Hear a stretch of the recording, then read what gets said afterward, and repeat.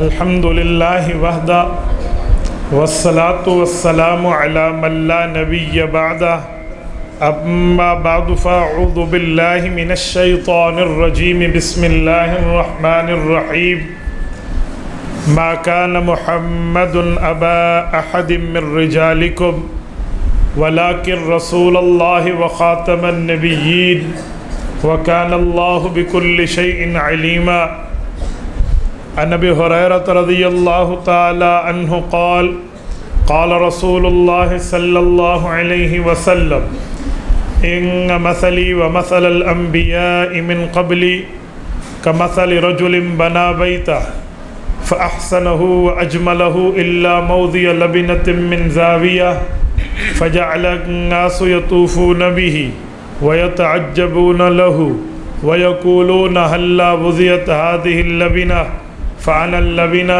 وأنا خاتم النبيين رواه الإمام الهمام البخاري في صحيحه صدق الله العظيم وبلغنا رسوله النبي الأمي الكريم ونحن على ذلك لمن الشاهدين والشاكرين والحمد لله رب العالمين۔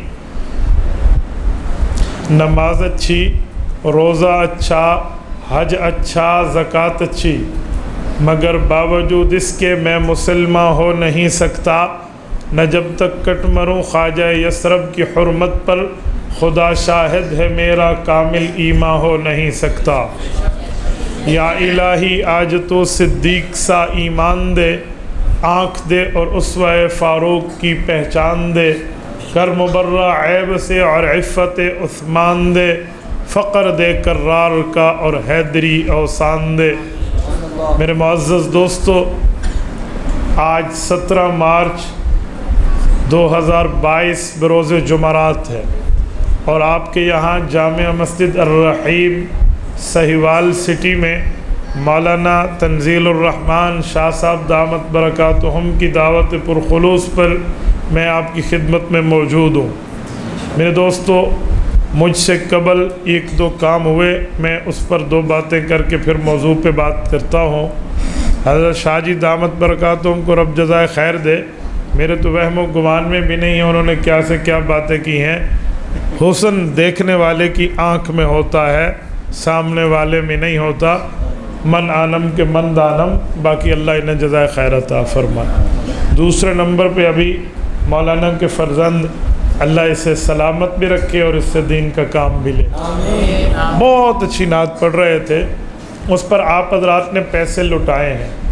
میں ایک بات موقف سمجھتا ہوں تو میں کھلا کھلا کہتا ہوں، نعت خان کو، ثنا خان کو جو تعریف کر رہا ہو آپ دینا بالکل جائز ہے، کوئی منع نہیں، لیکن طریقہ یہ نہ ہو جو آپ نے اختیار کیا۔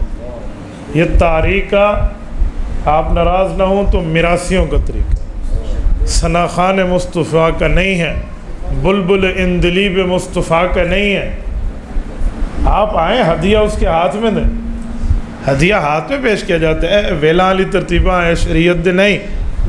تھوڑا بندہ فرق کرے، میرا دل دکھا، میں اس وقت روکتا ہوں، میرے بچے کا حوصلہ ختم ہو جاتا، میں نے نہیں روکا۔ کسی عہدے پر یا کرسی پر بیٹھنے کا یہ مطلب تھوڑی ہے کہ بندہ دوسرے کے حوصلے کو توڑ دے۔ میں اس وقت کہہ دیتا وہ شاید آگے نہ پڑھ سکے بچہ، اس کا حوصلہ ٹوٹتا، ورنہ میں روکتا ہوں۔ میرے سامنے اس طرح کسی بڑے کے سامنے یوں ہو اور میں چھوڑ جاؤں، میری زندگی میں نہیں ہے۔ میں روکتا ہوں کہ بابا یہ کام نہیں کرو، ہدیہ دینا ہے نا، آپ نے 1000 روپے اسے ہاتھ میں دینا ہے، ایک 10 والی کاپی اس کے سر پہ رکھ کے یہ کی مطلب ہے؟ اجی اس دے سر تو اسی لٹان دے پہ، اس دے ہاتھ چ دیو، سر تو لٹان کی ہو، ہدیہ ہاتھ میں۔ صحابہ کرام نے اللہ کے رسول کو ہدیہ نہیں دیا؟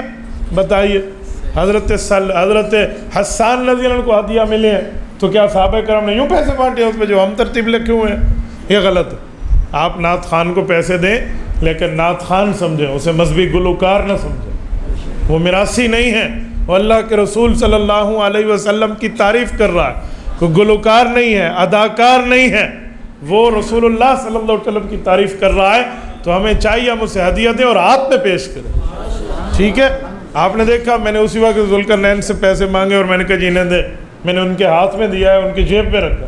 یہ ترتیب ہونی چاہیے۔ یہ پیسے لٹانے والی ترتیبوں میں کئی قباحتیں ہیں، میں نے ابھی ایک بھی یہاں ذکر نہیں کی، کئی قباحتیں ہیں، ان سے پرہیز کرنی چاہیے۔ ہماری گفتگو کا عنوان و محور ہے خاتم الکتب خاتم الرسول صلی اللہ علیہ وآلہ وسلم کانفرنس، اور یہاں جن خوش نصیبوں کے سر پہ دستار فضیلت سجی ہے ان کے حوالے سے بھی 2-4 باتیں میں آپ کی خدمت میں کروں گا، اور سب سے آخر میں نے آپ کے ضمیر اور آپ کی غیرت پر کچھ دستک دینی ہے۔ میں مطالبہ کرنے کا عادی نہیں ہوں، مطالبہ کیا ہوتا ہے؟ میں آپ کی غیرت پر دستک دوں گا اور آپ سے اس بات کے مطالبہ آپ اس دستک کا مجھے جواب دینا۔ سب سے پہلی بات کہ جن بچوں کے سر پہ دستار رکھی گئی ہے یہ اس دھرتی کے وہ خوش نصیب ہیں جو اللہ کی ذمہ داری اور رسول اللہ کی چاہت کو پورا کر رہے ہیں، چاہے وہ پڑھنے والے ہیں یا پڑھانے والے ہیں۔ آپ کہیں گے وہ اللہ کی ذمہ داری کون سی ہے اور رسول اللہ کی چاہت کون سی ہے؟ قرآن کریم اترتا تو حضور پاک علیہ السلام کے دل میں خیال اٹھتا، ایک رسول اللہ کے دل میں تڑپ اٹھتی، ایک رسول اللہ کے دل میں ایک نیڈ، ضرورت و حاجت و خواہش، ایک وش سامنے آتی۔ وہ وش کیا تھی؟ قرآن کریم سورۃ قیامہ پارہ نمبر 29 اس سورت کے پہلے رکوع میں ذکر کرتا ہے۔ اللہ رب العزت فرماتے ہیں وہ وش یہ ہے لا تحرک بہ لسانک لتعجل بہ ان علینا جمعہ وقرآنہ۔ محبوبم ہم نے دیکھا جبرائیل قرآن پڑھتا ہے، آپ ساتھ ساتھ پڑھنا شروع کرتے ہیں، کیوں؟ لتعجل بہ، تاکہ آپ اس بات میں جلدی کریں کہ اس کو جمع بھی کر لیں اور اس کو یاد کر کے اگلی نسلوں تک بھی پہنچائیں۔ محبوب آپ کی ہر ادا بہت اچھی، یوں مت فرمائیے۔ سوال اٹھتا ہے اللہ میں ایسے کیوں نہ کروں؟ کوئی اپنی ذات کی خاطر تھوڑی کر رہا ہوں، میں جو ساتھ ساتھ ریوائزنگ کرتا ہوں، دہراتا ہوں، تکرار کرتا ہوں، پڑھتا ہوں، آیت کو سنبھالتا ہوں، اس لیے کہ یہ اگلی نسلوں تک پہنچے اور قرآن جمع ہو جائے۔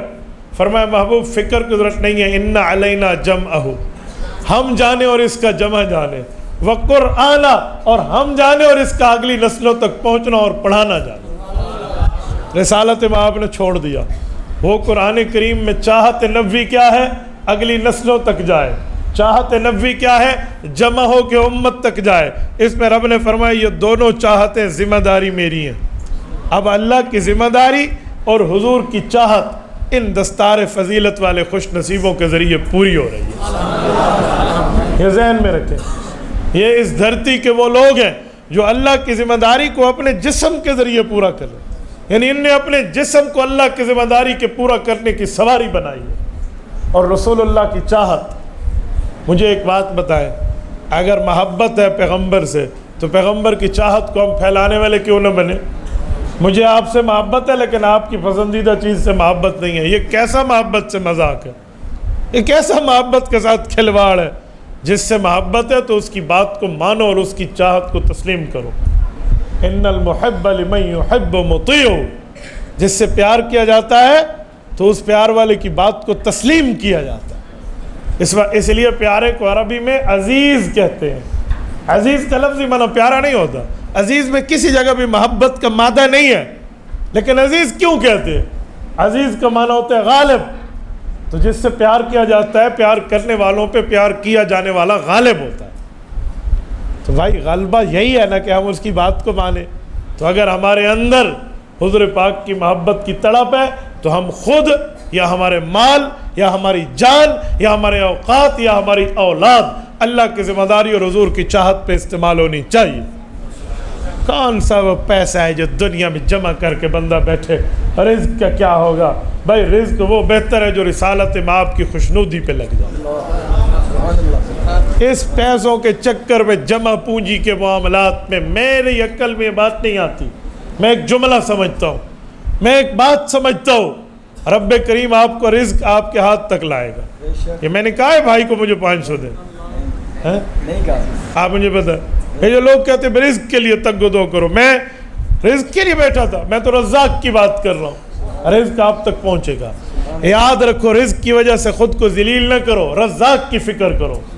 میں ایک جملہ کہتا ہوں، میں مسجد میں بیٹھا ہوں، رزق کتے اور خنزیر کو رب دیتا ہے، ہم محمد الرسول اللہ کے خادم ہیں، ہمیں کیوں نہیں دے گا؟ ہم نے کلمہ پڑھا ہے بھائی، ہم آخری نبی کی امت ہیں، میں اس رزق کی وجہ سے ترلے اور منتیں کرتا پھروں. رزق مقدر پہ ہے, آخرت محنت پہ ہے. ہم محنت آخرت کے لیے کریں, رزق کے معاملے رب کے حوالے. اور رزق کے لیے رب نے فرمایا ان اللہ هو الرزاق ذو القوۃ المتین. کیا مانا؟ فرمایا میں اپنی طاقت سے تمہیں رزق پہنچاؤں گا. چمن کے فلک بوس چوٹیوں کے پہاڑوں سے جو انگور کی پیٹی جس ٹرک میں چلی ہے, اگر اس انگور پہ مفتی عبدالواحد قریشی کا نام لکھا ہے, اسے اس دھرتی پہ کوئی نہیں روکے گا. وہ میرے منہ میں چبانے کے لیے میرے دانتوں کے درمیان آئے گا. سبحان اللہ. اور اگر نہیں لکھا تو سامنے پڑے ہوئے پلیٹ کی چیز بھی میرے منہ میں نہیں جا سکتی. رزق کے لیے اپنی اولادوں کو اسکول کالجز اور یونیورسٹیز کے دھکے نہ دو. پڑھاؤ, وہ دنیا کی ضرورت ہے, اوکے, نو ڈاؤٹ, مجھے اس پر کوئی مسئلہ نہیں ہے, لیکن اس کو مقصد نہ سمجھو. وہ دنیا میں رہنے کے لیے ذریعہ ہے. اصل تعلیم یہ ہے جو انہوں نے پڑھی ہے, اصل یہ ہے. ورنہ آپ نے ہمارے لیے کرسیاں کیوں لگائی ہیں؟ ہم بڑی ماں کے بیٹے ہیں, ہمارے منہ پر بلبلیں چہک رہی ہیں. اس کی ایک وجہ ہے کہ ہماری نسبت اللہ نے دین کے ساتھ جوڑی ہے. تو جس کی نسبت دین کے ساتھ جڑ جائے اسے دنیا کی عزت ہے, آخرت کی تو اس سے بڑھ کے ہو. تو اس لیے خوش نصیب لوگ ہیں, اپنی اولادوں کو ان خوش نصیبوں کے ساتھ شامل کرو. بس یہ ذہن میں رکھنا. یہ نہ کہنا مولوی بڑھے گا تو کھائے گا کتوں. کہاں سے کھائے گا بھائی؟ منہ سے ہی کھائے گا, ناک سے اور کان سے نوالا نہیں جائے گا. مولوی بنے گا عزت کا کھانا کھائے گا. یہ 4 سے 5 بار میں آج بھائی برہان اور ان اپنے میزبانوں کو کہہ چکا میں نے کھانا ہے, نہیں کھانا, نہیں کھانا. 4 سے 5 بار تو شاہ جی پوچھ چکے. آپ کہتے ہیں مولوی بنے گا, کھائے گا کہاں سے؟ اس جگہ آتے ہوئے میں نے 3 دعوتیں ٹھکرائی ہیں, راستے میں میرے پاس روکے. میں نے کہا جس میزبان نے مجھ سے ٹائم لیا ہے انہوں انتظار کراوا تو آڑے کو روکا. ایک دن میں ایک ٹائم کے 5 آفر میں ٹھکرا دیتا ہوں کھانے پر. وقت نہیں ہوتا یا مجبوری ہوتی ہے بھئی ہم نے فلاں جگہ پہنچنا ہے, اور آپ کہیں گے مولوی بنے گا تو کھائے گا کہاں سے؟ وہ عزت کی خوراک کھائے گا جو لوگ ترسیں گے اس کو. تو آپ اپنی اولاد کے رزق کے بارے میں پریشان نہ ہو. آپ والد ہیں, خدا نہیں ہے. والد کے ہاتھ تربیت ہے, خدا کے ہاتھ رزق دینا. اللہ والے کام اپنے ہاتھ میں نہ رکھو, بس یہ اللہ کا کام ہے, اللہ نے دینا. اور پتہ ہے رزق کب لکھا گیا تھا؟ جب میرے ماں باپ کو یہ بھی پتہ نہیں تھا کہ ہمارا ہونے والا بچہ ہے یا بچی ہے. 4 مہینے ماں کے پیٹ میں, دنیا کا الٹرا ساؤنڈ اس وقت یہ چیک بھی نہیں کر سکتا کہ ابھی یہ نر ہے یا مادہ ہے. 4 ماہ. صحیح بخاری جلد اول کتاب بدء الخلق, حضرت عبداللہ بن مسعود رضی اللہ عنہ کی روایت ہے, اللہ کے رسول نے فرمایا ثم ينفخ فی الروح. ماں کے پیٹ میں 4 مہینے عمر داخل ہوتی ہے بچے کی, رب اس کا رزق بھی رکھ دیتا ہے, روح بھی رکھ دیتا ہے. سبحان اللہ. میرا رزق میری پیدائش سے پہلے میرے رب نے لکھ دیا ہے. نہ مجھے جاب کی چکر ہے, نہ مجھے نوکری کا ڈر ہے. میرا رزق جو رب نے لکھا ہے مجھے مل کر ہے. تو اس لیے رزق کے چکروں میں اولاد کو تباہ نہ کرو. اولادوں کو لوگ پتہ نہیں کہاں سے کہاں لگاتے ہیں. بھائی اولاد کو سب سے بڑا صدقہ اللہ کی راہ میں یہ ہے کہ اپنی اولاد کو دین پڑھو. بس دین پڑھو. میں اپنے بات پر یہ سوچتے ہوئے میری آنکھوں میں آنسو آ گئے. میں نے کہا آج دین کی نسبت میرے ساتھ جڑی نہ ہوتی, یہ لوگ مجھے عزت سے بلاتے, پتہ نہیں کسے مسافہ کرنا سے یا نہیں کرنا سے. میرے ماں باپ کو نہیں ضرورت تھا کہ ہم اپنی اولادوں کو پڑھائیں, ہم اپنی اولادوں کو دنیا پہ لگائیں. میرے والد صاحب نے 2 ہی مجھ سے وعدہ لیے تھے. 12ویں نمبر پہ اس کی آخری اولاد ہو. مجھ سے قبل 6 بہنیں ہیں, 7 بہنیں ہیں, اور 7 بہنوں کو میرے ابا نے قرآن کریم اور حدیث نبویہ کی تعلیم دی. سبحان اللہ. اور جب بیٹے بعد میں پیدا ہوئے, کبھی ابا نے ہم سے ڈیمانڈ نہیں کی, کبھی ڈیمانڈ نہیں کی پڑھو کماؤ گے کھاؤ گے. ابا کہتے تھے جی نہیں, جو اللہ تیرے باپ کو دے رہا ہے نا یہ اللہ تمہیں بھی دے گا. کچھ بھی نہیں ہے. میں نے کبھی کسی معاملے میں رزق کی پریشانی نہیں دیکھی. میں آپ کے سامنے بیٹھا ہوں. یار مجھے ایک بات بتاؤ, آپ کے والد کا اکاؤنٹ آپ کے پاس ہو اور اے ٹی ایم آپ کے پاس ہو, آپ کو پیسے پر پریشانی نہیں ہوگی بھی اے ٹی ایم میں ہے. یا رب کریم کے لیے دعا آپ کے پاس ہے, اس سے بڑا اے ٹی ایم آپ کو کیا ہے؟ اور اللہ کے خزانے تو ختم ہی نہیں ہوتے, اللہ سے لے کر دے دو. کون سا مسئلہ ہے؟ تجھے اے ٹی ایم کا کوڈ نہیں آتا تو پریشانی ہے, تجھے مانگنا نہیں آتا تو پریشانی ہے, باقی مسئلہ کچھ نہیں ہے. تو اس لیے اپنی اولادوں کو اس دین پر لگائیں, اس تعلیم پر لگائیں, قرآن پر لگائیں, سنت پر لگائیں, تو انشاءاللہ مسئلہ نہیں. دوسری بات, خاتم الکتب اور خاتم النبیین پر میں ایک جملہ کہتا ہوں. عقیدہ ختم نبوت اسلام کا وہ اہم عقیدہ ہے جس کے بغیر بندے کا اسلام پورا نہیں ہوتا۔ آپ کہیں گے کیسے؟ سنو، باقی انبیاء کو نبی ماننا ضروری ہے، حضور کو صرف نبی ماننے سے کام نہیں چلے گا۔ صرف نبی حضور کو نبی بھی مانے اور خاتم النبیین بھی مانے۔ میں ایک جملہ سمجھانے لگا ہوں، کوئی بندہ اللہ کو خالق مانے، مالک مانے، رزاق مانے، قہار مانے، جبار مانے، قدوس مانے، سلام مانے، سب کچھ مانے کہ می اللہ برساتا ہے، بچہ بچی اللہ دیتا ہے، موت و حیات کا مالک اللہ ہے، رزق و فقر کا مالک اللہ ہے، اولاد اللہ دے رہا ہے، سب کچھ نظام ہائے کار زندگی رب کی قدرت میں ہے، لیکن وہ رب کو وحدہ لا شریک نہ مانے، وہ اللہ کی توحید نہ مانے، اس نے سب کچھ مان کے بھی کچھ نہیں مانا۔ ایسے کوئی رسول اللہ کو نبی مانے، رسول مانے، امام الانبیاء مانے، صاحب الحجرت والمعراج مانے، صاحب الکتب السماویہ والقرآن مانے، اور رسول اللہ کو مہاجر مکہ مانے، مدینہ میں آنا مانے، رسول اللہ کو اپنے بچوں کا ابا اور اپنی بیٹیوں کا والد مانے، امہات المؤمنین کا خاوند مانے، حضرت رسول اللہ کے سب رتبے مانے، خاتم النبیین نہ مانے، اس نے کچھ نہیں مانا۔ آپ سوال کریں گے ختم نبوت اتنا اہم عقیدہ؟ میں کہتا ہوں جی ہاں، ثبوت چاہیے، آؤ میں ثبوت پہ امت کے اس فرد کو پیش کرتا ہوں جس فرد کو رسول اللہ نے ٹائٹل دیا ہے، عنوان دیا ہے، آپ علیہ السلام نے لقب دیا ہے، حضور نے رتبہ، عہدہ، مرتبہ، درجہ، حیثیت و ویلیو دی ہے، اور جمعہ کے خطبے میں اس جگہ خطیب ٹھہر کے، ممبر پہ ٹھہر کے، ہاتھ میں عصا پکڑ کے آپ کو وہ ٹائٹل ہر جمعے سناتا ہے۔ پیغمبر فرماتے ہیں ارحم امتی بی امتی ابو بکر، کہ لوگو میری امت جتنی آ چکی، جتنی آئے گی، ان سب امت میں میرے رب نے مجھے بتایا کوئی ایک شخص ایسا ہے جس کے سر پہ امت کے رحیم و کریم ہونے کا تاج سجے، جس کے کندھوں پہ امت میں شفیق ہونے کی شفقت کے تمغے سجے، وہ ابو بکر صدیق رضی اللہ عنہ۔ نعرہ تکبیر، تاجدار ختم نبوت، شان محمد مصطفیٰ، شان صدیق اکبر، نعرہ تکبیر۔ ابو بکر وہ ہے جس کے سر پہ تاج سرداری امت سجا ہے، اور حضور نے ارحم کا لقب دیا ہے۔ ارحم، سب سے زیادہ امت پہ رحم کرنے والا امت میں۔ یہ سپرلیٹو ڈگری ورڈ ہے جسے ہم کہتے ہیں عربی میں، اس میں تفضیل۔ میں ایک جملہ کہہ رہا ہوں، سنو، یہ جو نرم ترین آدمی ہے، یہ عقیدہ ختم نبوت پہ کتنا نرم ہے اور کتنا گرم ہے، اس سے فیصلہ کرا لو۔ ابو بکر کی ذات اقدس کو اٹھائیں اور اس کے دربار پہ پوچھ کے اس کو دیکھیں کہ عقیدہ ختم نبوت پر سینسٹیوٹی، حساسیت کتنی ہے، اور اس پہ ابو بکر تجھے ٹائٹل تو رسول اعظم سے ملا، نبی اعظم سے ملا، پیغمبر اعظم سے، رحیم و کریم نرم ترین امتی ہونے کا اعزاز حضور کی زبان سے ملا۔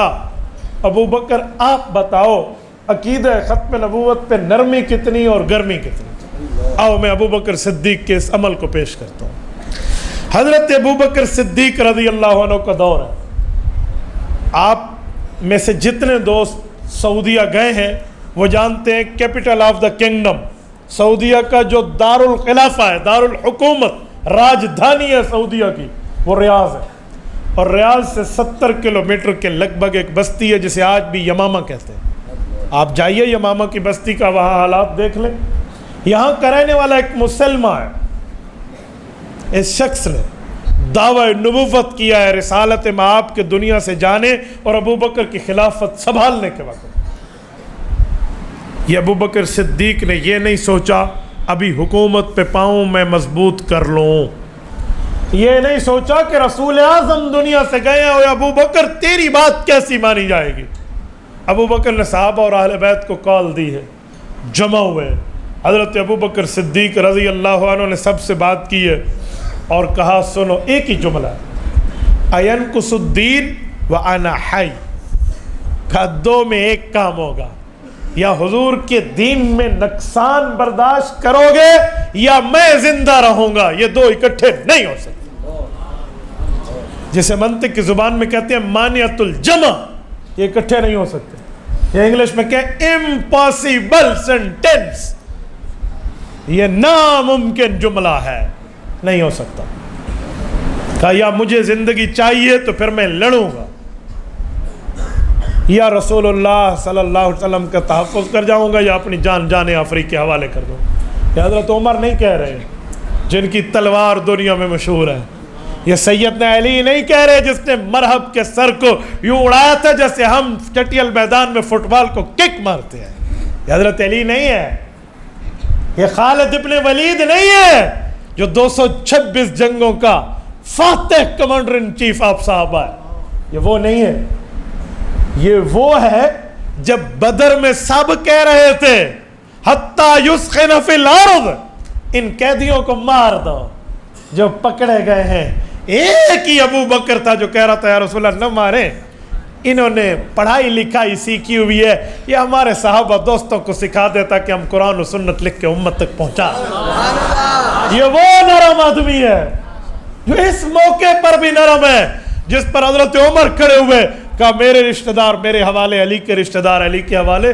یہ اس موقع پہ بھی گرم نہیں ہے، یہ وہ ابو بکر ہے جس نے اتنی مار کھائی ہے۔ ام الخیر حضرت سلمہ رضی اللہ عنہ ابو بکر کی اماں فرماتی ہیں کنگھی دینے کے لیے سر میں کنگھا ڈالتی، اتقتلون رجلا ان یقول ربی اللہ کے معاملے میں ابو بکر کے سر کے بالوں کو یوں کھینچا گیا تھا، بال اکھڑ کے کنگھی میں آ جاتے، اس شخص نے مقابلہ نہیں کیا، دین پر تکلیفیں برداشت کی۔ اور ابو بکر صدیق کی بیٹی اسما بنت ابی بکر 27 سال عمر تھی جب اللہ کے رسول نے ہجرت کی ہے، ابو جہل حضور پاک علیہ السلام کے گھر آیا تو نہیں، علی المرتضی بستر پر ہے، ناکام حضور پاک علیہ السلام کو پکڑنے میں ہوا، ابو بکر کے گھر آیا، تیرا ابا کہاں ہے؟ کہا جی وہ بھی نہیں ہے، کہا کہاں گیا؟ تو اسما نے کہا جہاں جانا تھا، کہا کہاں جانا تھا؟ کہا جہاں پہنچ گیا، نہیں بتایا ابا کہاں ہے، تو اس ظالم نے چانٹا مارا۔ جوان بیٹی جس کے گھر میں ہو، میں اس باپ کے سینے پر اس کی غیرت سے سوال کرتا ہوں، جب بیٹی گھر میں جوان ہو اور دشمن چہرے پہ تھپڑ مارے، باپ کے سینے میں کیا ہوگا؟ کیا ہوگا؟ آپ مجھے ایمان سے بولیے جس کے سینے میں باپ والا دل ہے۔ کیا ابو بکر صدیق رضی اللہ عنہ نعوذ باللہ آج کے دور کا بندہ ہو تو کہتا ابو بکر کیرے کم میں لگ گئے، کس کام میں پڑ گئے ہو؟ جوان بیٹی کو نہیں دیکھتے؟ آج دشمن اس کے چہرے پہ تھپڑ مارتے اور تو بیٹھا ہے نبی پاک کو غار میں لے کر۔ ہم جیسا کوئی اس طرح کی بکواس کر سکتا تھا؟ ابو بکر نے ایک لمحہ سوچا، جی نہیں۔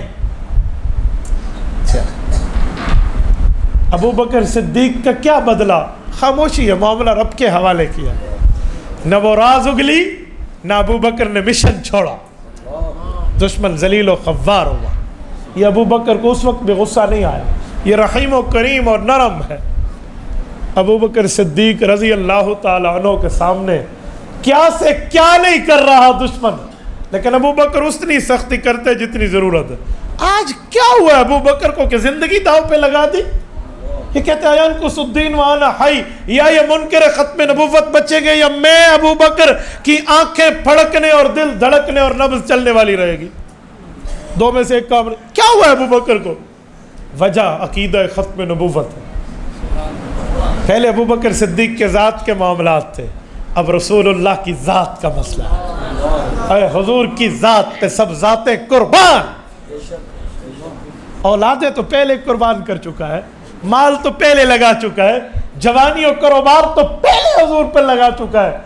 اب ابو بکر صدیق نے اپنی جان کے لکھا ینقص الدین وانا حی، میں زندہ رہوں اور دین میں کمی نہیں برداشت۔ یہ وہ جملہ تھا جس میں صحابہ اور اہل بیت میں ایک تازگی کی روح پھونک دی۔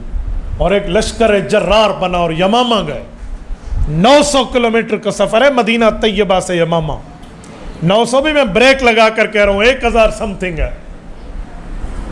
اس وقت کا سفر آج کی پراڈو پہ نہیں ہے, GLI پہ نہیں ہے, آج کی گاڑی پہ نہیں ہے, فلائٹ پہ نہیں ہے, بائک پہ نہیں ہے, سائیکل پہ نہیں ہے, اونٹ پہ ہے یا گھوڑے پر ہے. یہ لوگ گئے ہیں 1000 کلومیٹر. اور حضرت وحشی رضی اللہ عنہ فرماتے ہیں, وحشی بن حرب کون؟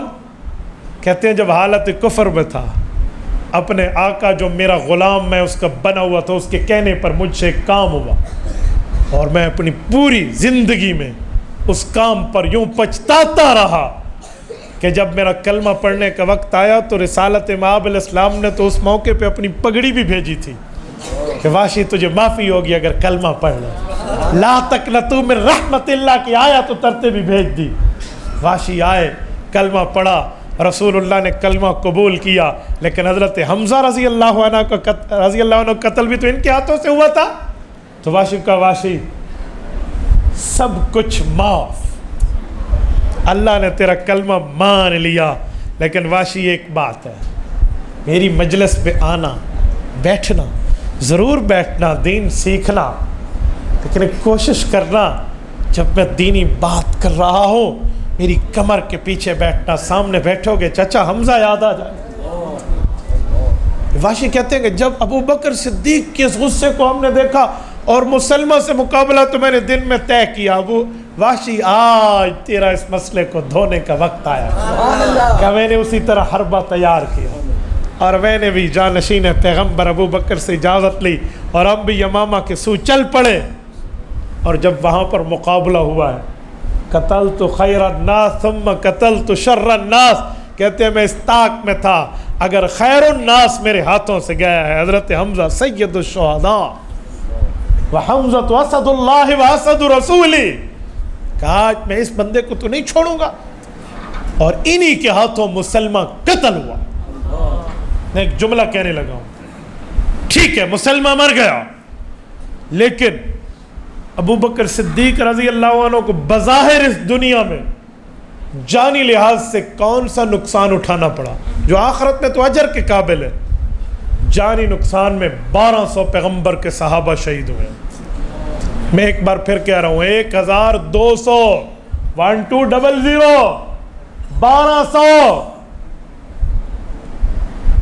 1200 صحابہ ایک جنگ میں ختم نبوت کے تحفظ پہ اپنی جان آفری کے حوالے کر گئے. اب میں ایک سوال کرتا ہوں, ابو بکر تو نرمی کا ٹائٹل رسول اللہ سے لیا, اتنی بڑی قربانی جو آج ہم کہتے ہیں نا عظمت قرآن کے بیانات میں کہ 700 قرآن کے قاری شہید ہوئے تو قرآن جمع کیا گیا تھا, ورنہ پتوں پہ لکھا ہوا تھا, پتھروں پہ تھا, چمڑوں پہ تھا, 2 گتوں کے درمیان جمع 700 قراء کی شہادت پر ہے. یہ 1200 صحابہ میں 700 یہ یمامہ کے شہید ہیں. یہ 1200 صحابہ شہید ہوئے, اس میں 700 قراء اسی جنگ کے ہیں جو ختم نبوت کے تحفظ پہ گئے. آؤ میں اب ایک سوال کرنے لگا ہوں, اتنی بڑی قربانی ابو بکر دے کر نہیں پچھتایا. حضور پاک کے دور میں دیکھتے ہیں کتنے بندے کتنی جنگوں میں گئے ہیں. آؤ رسول اللہ کی جنگوں کا حساب لگاتے ہیں. اذن للذین یقاتلون بانہم ظلموا, جہاد کا حکم آیا ہے سن 1 ہجری میں. رسالت مآب دنیا سے گئے سن 11 ہجری ربیع الاول میں. 10 سال اللہ کے رسول کی آخری دنیاوی زندگی جہادی زندگی ہے. کتنے جہادی مہم جوئیاں ہیں؟ 27 غزوات ہیں اور 400 سریات ہیں. غزوہ کی تعریف ہے کہ غزوہ ہر اس جنگ کو کہتے ہیں جس میں یا رسول اللہ یا تو رسول اللہ اس میں خود شریک ہوں یا حضور اس کی پیشن گوئی دے. لوگ اس کی آدھی تعریف کرتے جس میں حضور خود شریک ہوں, تو پھر لوگ ہی پوچھتے ہیں غزوہ ہند تھی حضور شریک نہیں ہونا, پھر آج اعتراض آ گیا چھڈو جی نہ, تعریف پوری کرے. حضور خود شریک ہو اور یا حضور اس کی پیشن گوئی دے, یہ غزوہ ہے. اور سریہ حضور شریک بھی نہیں ہے, پیشن گوئی بھی نہیں ہے, لیکن اپنی نگرانی میں صحابہ کے لشکر کو روانہ کیا. تو 400 سریات ہیں جس میں صحابہ کو مہم جوئیوں کے لیے بھیجا ہے، اور 27 غزوات ہیں. آؤ ملاؤ اس میں کتنے شہداء ہیں. یار شہداء بھی میں بریک لگا کے کہہ رہا ہوں کتنے مسلمان شہداء اور کتنے کافروں کی ہم بات ہے، جمع کیجیے گنیے. میں علی وجہ البصیرت آپ کو پوری تحقیق اور تجسس و جستجو و تحقق کے بعد فگر دے رہا ہوں. مسلمان پلس کافر دونوں ملا کر 427 غزوات میں اتنے بندے دنیا سے نہیں گئے جو ابو بکر نے اکیلا ختم نبوت کی جنگ پہ صحابہ کو وار دیا. آپ کہیں گے فگر کیا ہے؟ 739 آدمی، 40 بھی نہیں، 40 سے بھی ایک کم، 739 739 بندے دنیا سے گئے ہیں مسلمان کافر ملا کے. یہ دور نبوی ہے.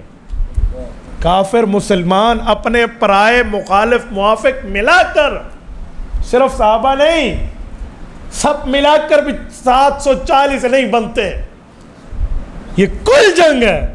اور ختم نبوت پہ ارحم امتی کی جنگ جو ہے وہ اکیلی جنگ میں 1200 صحابہ گئے، اور وہ بھی صرف اپنے، غیر کی تعداد اپنی جگہ ہے. یہ ہے ابو بکر کی ارحم امتی بی امتی، ابو بکر کی نرمی. میں سوال کرنے لگا ہوں یہ نرم اتنا گرم کیوں ہے یہاں پر؟ بھائی وجہ ختم نبوت کا تحفظ ہے. کیوں؟ ابو بکر نے رسول اللہ کی ذات اقدس کو پڑھا ہے. حضور پاک کے اخلاق کتنے اعلیٰ ہیں بولیے. قرآن سورۃ قلم پارہ نمبر 29 میں کیا کہتے ہیں؟ وَإِنَّكَ لَعَلَىٰ خُلُقٍ عَظِيمٍ. عظیم صفت مشبہ ہے. اعظم پھر بھی صفت مشبہ میں استعمال نہیں ہوتا. عظیم کا تو ہر وقت اس میں معنی موجود ہوتا ہے. علیم ہر وقت جاننے والا، عالم کبھی جانے کبھی نہ جانے، سامع کبھی سنے کبھی نہ سنے، سمیع ہر وقت سننے والا. یہ خلق عظیم. پیغمبر آپ تو ہر وقت ہر لمحہ ہر جگہ ہر کسی سے اخلاق کے ساتھ پیش آتے. آپ اتنے اعلیٰ با اخلاق ہیں. یہ آیت ہے. ابو بکر دیکھ چکا ہے کہ حضور پاک کے اخلاق تو اعلیٰ ہے. یہی مسلمہ بے ایمان ختم نبوت کا ڈاکو جب حضور سے ملنے آیا تھا تو کیا گفتگو ہوئی تھی، بات کیا ہوئی تھی، ملاقات میں اس نے آفر کیا کی تھی، آگے ایکسیپٹنگ تھی یا اس کا رسول اللہ صلی اللہ علیہ وسلم نے اگنور فرمایا تھا. ابو بکر نے مشاہدہ کیا ہوا ہے، جانتا ہے. مسلمہ آیا والنبی صلی اللہ علیہ وسلم ينكت في الارض. حضور پاک کے ہاتھ میں ایک چھڑی مبارک تھی، یوں زمین کو کریت کر کوئی مسئلہ صحابہ کو سمجھا بتا سنا رہے تھے. یہ بے ایمان آیا کہ جی میں تو کلمہ پڑھتا ہوں. یہ مسلمہ اچھا کہ کلمہ بشرط ہے. ایک شرط کہ کلمے کے ساتھ کون سی شرط ہے کہ جی آپ مجھے اپنے علاقے کا نبی بنا دیں. یتلون وجہ رسول اللہ، رسالت میں آپ کے چہرے پر غصے کے آثار ہیں. یہ کیسا سوال؟ نبوت کسبی ہے یا وہابی ہے؟ وہابی کہتے ہیں گاڈ گفٹیڈ، اللہ کی طرف سے دیا ہوا ہوتا ہے. یہ اعمال پہ نہیں ہے کہ 4000 رکعت نماز نفل پڑھو تو چلو تسی نبی بن جانا ہے. تو یہ کیسے مطالبہ کر رہا ہے؟ اللہ کے رسول کا غصہ دیکھ کر اس نے فوراً اپنے آفر کو چینج کیا، کہا اچھا اگر مجھے اپنے بات نہیں بناتے تو مجھے اپنے علاقے کا بنا دیں. آپ عالمی نبی ہوں گے، میں علاقائی نبی ہوں گا. یہ مہمان بن کے آیا ہے، اور مہمان کے لیے حکم کیا ہے؟ من کان منکم یؤمن باللہ والیوم الآخر فلیکرم ضیفہ. اللہ کے رسول نے فرمایا اے میرے صحابہ، اے امت کے لوگوں، میں تمہیں کہہ رہا ہوں اگر تم اللہ پہ روز آخرت پہ یقین محکم رکھتے ہو، تمہارا ایمان و عقیدہ و نظریہ و مذہب ہے کہ قیامت میں اٹھو گے اور اللہ کو مانتے ہو، تو پھر مہمان کا اکرام کرنا تمہارے اوپر واجب ہے. واجب کا معنی ابھی عشاء کی نماز ہو اور ایک بندہ ویتر نہ پڑھے، آپ کیا کہیں گے؟ اس نے فرض پڑھے تو عشاء پوری ہو گئی ہے. بھائی ویتر چھڑ دیتے نے، فرض پورے نہیں، نماز پوری نہیں ہوئی، ویتر کیوں چھوڑے ہیں؟ تو فلیکرم ضیفہ، مہمان آیا تو انہیں اسی طرح اس کا اکرام کرنا ہے. اب یہ اکرام کہاں تک ہے؟ جو عقیدہ ختم نبوت پہ ڈنڈی مارے اس کا بھی اکرام ہے، اس کی بھی عزت ہے۔ آؤ حضور پاک علیہ السلام سے ابو بکر دیکھ چکے تھے، حضور پاک نے کیا فرمایا کہ مسلمان تو مجھ سے بڑی بات کرنے آیا ہے، وہ ین کو تو فی الارض، وہ جو چھڑی ہاتھ میں تھی نا وہ اٹھائی، رسالت مآب کے ہاتھ میں جو چھڑی آئے نا وہ ہم جیسے کروڑوں کے وجودوں سے بھی افضل ہے یار، حضور کے ہاتھ میں ہے۔ لیکن اللہ کے رسول نے جو جملہ فرمایا میں حضور کی وجہ سے کہہ رہا ہوں، ورنہ میں تو اس کی خاک قدموں کے نیچے آنے والی خاک کے بھی برابر کے لائق کہلانے کے قابل نہیں ہوں۔ اس چھڑی کو یوں اٹھایا، فرمایا اس چھڑی کو جانتے ہو؟ کہا جی ہاں۔ کہا اگر اس شرط پہ تو کلمہ پڑھتے اور ایک چھڑی بھی، یہ چھڑی تو مجھ سے مانگے نا میں یہ بھی نہیں دوں گا۔ یہ فلیکرم ضیفہ کے قول والے نبی فرما رہے ہیں، یہ مہمان کے اکرام ہے اور یہ عقیدے پر مضبوطی ہے۔ ہم کہاں بیٹھے ہیں؟ ہم عقیدہ ختم نبوت کے معاملات کو کہاں اپنے دماغ میں لیے بیٹھے ہیں بھائی؟ یہ ہے مضبوطی۔ ابو بکر وَإِنَّكَ لَعَلَىٰ خُلُقٍ عَظِيمٍ جیسے شخص سے عقیدہ ختم نبوت پہ اتنی گرمی دیکھ چکے تھے تو اتنے بندے شہید کروائے جو زمانے نبوی میں اپنے پرائے مل کے بھی فیگر اتنا نہیں ہے، پھر بھی ابو بکر کو اس پہ پچھتاوا نہیں ہے، سر اٹھا کے اللہ کے دربار میں آیا ہے۔ جی ہاں، اندازہ لگا لو، یہ ہے عقیدہ ختم نبوت پہ اتنے نرم آدمی کا کام۔ اور میں آخری اس کا خلاصہ دیتے ہوئے کہتا ہوں کہ عقیدہ ختم نبوت کو حضور پاک علیہ السلام نے کیسے سمجھایا تھا امت کو۔ رسالت مآب علیہ السلام نے مثالیں دے کر سمجھایا۔ صحیح بخاری جلد اول کتاب الانبیاء ختم نبوت کے باب میں حضرت عبد الرحمن بن صخر حضرت ابو ہریرہ رضی اللہ عنہ فرماتے ہیں اللہ کے رسول نے فرمایا میرے صحابہ میں آؤ تمہیں ایک مثال سنا رہا ہو۔ یا رسول اللہ بتائیے۔ فرمایا ان مثلی ومثل الانبیاء من قبلی کمثل رجل بنا بیتا فاحسنہ واجمل الا موضع لبنۃ من زاویہ۔ سنو، فرمایا لوگوں ایک شخص تھا، اس نے سوچا مجھے ضرورت ہے گھر بنانے کی، میں گھر بنا لوں۔ کہ جی گھر بن گیا۔ گھر کیسا؟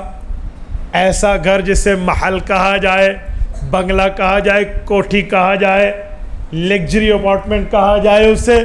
یہ بنانے کے لیے اس نے محنت تگ دو کوشش لگن صلاحیت لگا دی۔ بڑا اچھے اس نے ہال بنائے، بہترین اس نے سلیپنگ روم بنائے، واہ واہ کر کے اس نے لاؤنج بنایا، زبردست پیسہ خرچ کر کے برآمدہ بنایا، آگے چمن ہے، جو کچن کی خوبصورتی، چمن کی، لان کی، کمرے کی، چھتوں کی، گھر کی چاہیے تھی، ہر چیز اس نے ڈال دی۔ فَأَحْسَنَهُ وَأَجْمَلَ، سب کچھ حسن و جمال اس میں ڈالا، خوبصورت پیارا حسین و محجبین و دل نشین گھر بنایا۔ اور پھر کہا خالی گھر بنانے سے تو کام نہیں بنے گا، میری فرینڈشپ بھی تو ہے، میری برادری بھی تو ہے، میرے دوست بھی تو ہیں، میرے ساتھی خاندانی فیملی ممبرز بھی تو ہیں، کہ کیا کروں؟ کہ فجعل الناس یطوفون بہ، سب کو بلایا آ جاؤ دوستو، آ جاؤ ساتھیو، برادری کے لوگ ہو آ جاؤ۔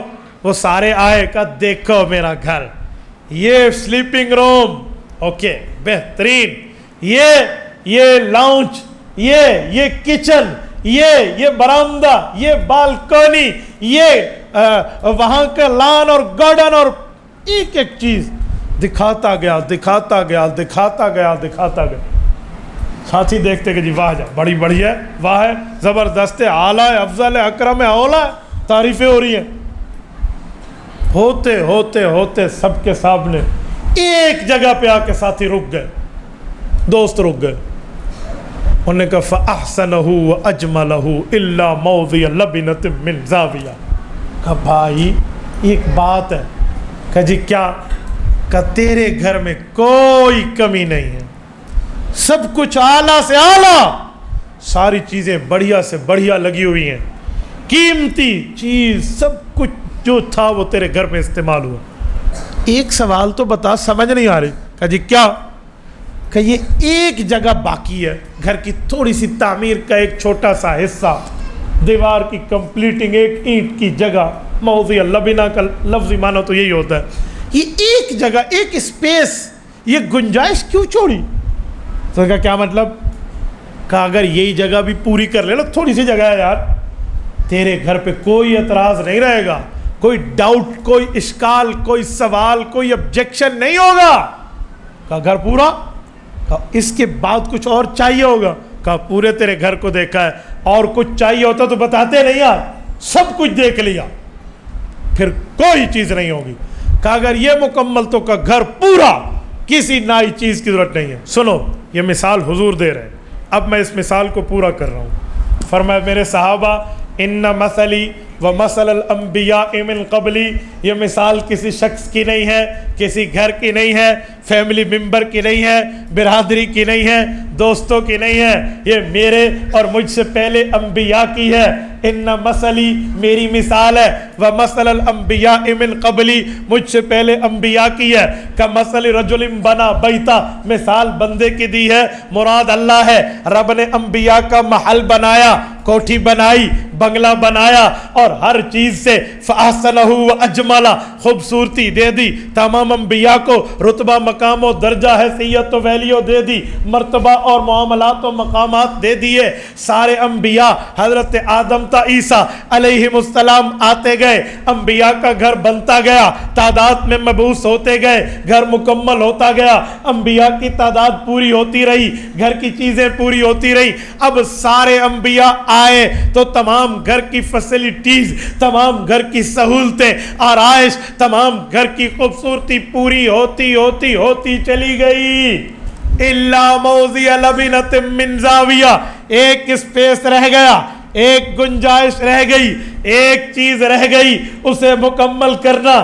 صحابہ کرام نے یوں سوالیہ نظروں سے پوچھا، یا رسول اللہ وہ کون سی چیز رہ گئی، وہ کون سی اسپیس رہ گیا، وہ کون سا معاملہ چھوٹ گیا؟